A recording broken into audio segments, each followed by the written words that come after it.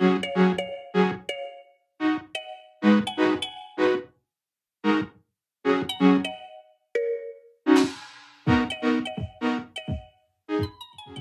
guys, and welcome here to another video of Live Better.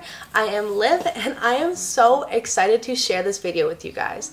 I've honestly been holding this video back a little bit. I wanted to make sure that all of the content I had for you guys was really applicable and really reliable for you. So I want to get started and let's go. So today I want to tell you guys how you guys can build your own health and wellness protocol. Now before you click out and just assume I'm going to tell you to eat better, sleep more, and exercise, that's not what this video is going to be about. Yes, those are things that you can do, but those are things that are going to be in your protocol. I'm going to tell you how to make your own protocol. I believe that we are all very different people, we're all very unique, and our bodies all need different things. We all have a very different bio-identity. So today I want to show you guys how you can build your protocol with 5 different tips. So your first tip is going to be understand why you are starting. Now this may seem a little obvious, but just hear me out. Realizing why you want to start your health and wellness journey is so integral to the process. It really hammers home your goals, hammers home your values, and makes you see it all right in front of you. Now personally, I like to write it down, but you can also do a video, a voice note, whatever you can to document that. Because here's the catch. Later on in your health and wellness journey, you might feel some lacking motivation, some lacking discipline, anything that you feel like you're in a rut. This is the perfect time to go back to those words that you wrote down or you said or you gave awesome eye contact, like glaring at yourself in a video. Anything that is going to make you realize why you started in the first place. I find this so powerful, being able to look back at the reason I started. I honestly do have to go back to this about once a week just to remind myself why I am here. Now for me, this looked like going through and realizing that I could either stay here and continue to be sick and miserable all the time, and I kind of wrote down what my life was like then and what I was doing then and how negative it was, and honestly it was really toxic to feel all that. And it still does feel toxic when I read all of it. Now on this side, I decided to put what it would be if I changed and what I wanted this change to look like and what I wanted this change to bring. And seeing this column over here, it inspires me every single time to stick with my journey, to stick with it, because I know if I don't, I'm gonna slump right back over to this negative pile, and I do not want that. So make sure that you figure out what works for you, be honest with yourself, be very, very, very raw and authentic. Make sure that you are doing this for your own reasons, and make sure that you document it.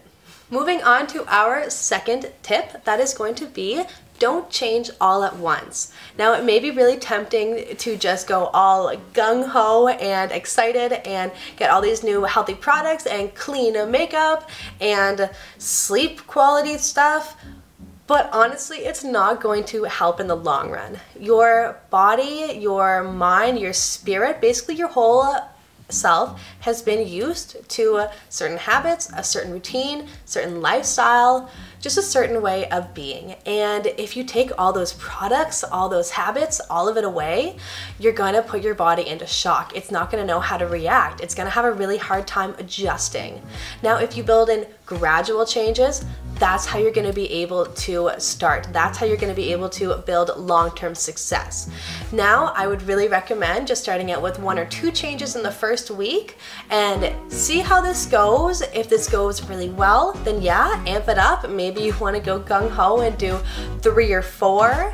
But if it didn't go so well and you really found that you struggled to make a change, then don't be hard on yourself. Understand that that's what your body needs, and that by just taking another week to work on those changes will be more beneficial in the long run than if you try and add another thing on top of your already teetering tower. Make sure that you are including incremental change, not change all at once.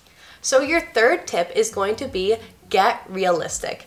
Now, I am personally going through this journey in a holistic and natural way, and I need to understand that this means change is not going to happen overnight for me. It's not like when you take your medication and you see that change instantly in a week. I understand that change is going to be gradual because this is going to be significant change. This is going to be change of my lifestyle, of my habits, of my routines that is hopefully going to mirror in my health. And I find that this has been what's happening, but again, this happens so slow. You really need to be patient. And I do have to say, I was not always a very patient person, but this process has made me very patient.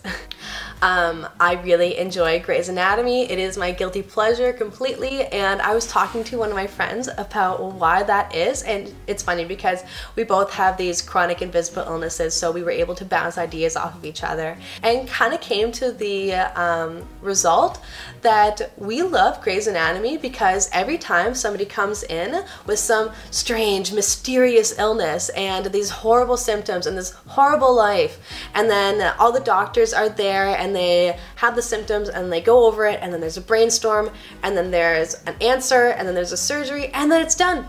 It's all fixed. Like magic, basically. This is the mentality that I'm talking about. This is the mentality that change happens overnight, that everything is rushed. This is the mentality that you have to be very careful about. It's great to see it on TV, fantastic. It's very therapeutic in one way to see that, to know that that change can happen, but you need to be realistic and understand that your change is going to be more gradual. And honestly, your change may not be linear. It may be very come and go. You may honestly feel like sometimes you are just going backwards down that hill. But remember that this change, if it's going to work, you need to be persistent and you need to stay on top of it. That's what is going to bring change in the end. So just be easy on yourself. Don't be too hard if you're not seeing these changes right away, and just give your body, yourself, your mind that time. So your fourth tip is going to be one that is honestly really important as soon as you get going and start seeing your doctors, whatever kind of physician you choose to see. Now, I always thought it was really impressive when I was going through my ulcerative colitis, right in the thick of it. I was only 16, so this was really new to me, and I would always go into appointments with my mom. And my mom always had these awesome lists of ideas, of questions, of counter answers. It was phenomenal. These conversations would be so fluid between her and the doctor. My mom is a primary teacher, so she is not equipped to deal with any medical profession at all, but honestly, she was so beneficial in the room. It was so fantastic to have her there to bounce ideas off the doctor because she knew me and she knew what I needed, and she also knew to look into the medication that I was being given for deeper side effects, because yes, your doctor has an obligation to tell you all the scary side effects that can happen, but they don't always have to tell you about you may not be able to absorb a certain vitamin, or this may affect your gut, or this may really affect your mental capacity. You need to make sure that you are doing that research, that you are asking those questions. This can be really difficult, and it always seems like the health profession is the guy in charge, is that person there. But honestly, nobody is going to care about your health more than you do. So you need to make sure that you are there for yourself, that you are advocating for yourself. I picture a little lobbyist in my head just cheering for Liv and just wanting Liv to be better and asking questions, asking the tough ones. I like to have my little lobbyist there whenever I go in for a doctor's appointment. And when you're doing this research, make sure that you are looking at factual research. So look for biases anywhere. If anybody's sponsored by a product, do not read it from them, because obviously there's some bias there. Now, your fifth tip is going to be don't apologize for your health. This is so important. When you are starting out with the health and wellness journey, these new values and morals may not be in line with your current friend group, but you need to realize that that is okay. If what you need is to go to bed at 7 o'clock and eat a whole hearty meal, then that's what you need to do. That's that. Honestly, there's no arguing there. There should be no arguing there. But I know personally that this is not the case. You have to sometimes put your foot down. Sometimes when your friends want to go out, you need to say, no, I'm sorry, but I will not be able to bounce back like you do in the morning, and I need to, because I have a routine that I'm sticking to, and my journey will not progress if I'm not sticking to that. So thank you, but no. Make sure that you're being nice and honest, but also make sure that you are sticking to your guns. Make sure that you have strong roots. Make sure that you are, again, advocating for yourself still. This is going to be a journey, and honestly, you're gonna find out who your friends are during this journey as well, because your true friends always want what's best for you. They really always genuinely have your best interests at heart. And if going on a health and wellness journey is in your best interest, then they'll support that. There should be no shame in that. Going on a health and wellness journey is not shameful. It's not saying that you have a weakness that needs to be built on.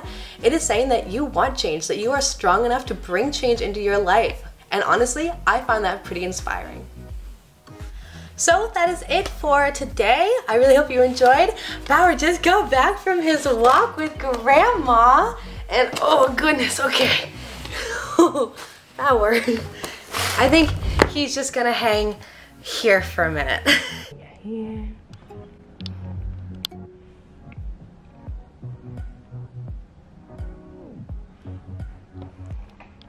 I just want to go over the tricks that we talked about. Your first one being why you're doing this, and remember to document it.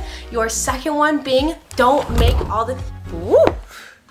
the changes at once. It will not work, and it will just hurt your body in the long term. Your third one's going to be get realistic. These results aren't going to happen overnight like they do on Grey's Anatomy.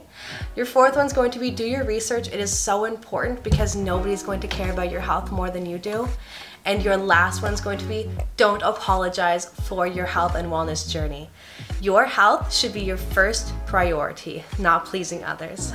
I really hope you guys enjoyed this video. I hope it is so helpful for you guys. I know that it was incredibly helpful for me when I was building my protocol, and has been the backbone of why this protocol is working and why the longevity of it has been going so strong. So Bauer would like me to go cuddle him, and we are going to end the video here. I hope that you're all taking care of yourselves. Remember, you guys are first. Put yourselves first. It's okay. I really hope you guys enjoyed this video. I know that it was so helpful for me.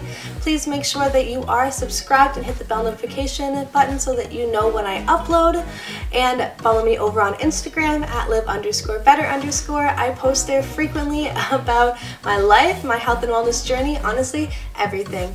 And please make sure that you are taking care of yourselves and have a wonderful day. Bye guys.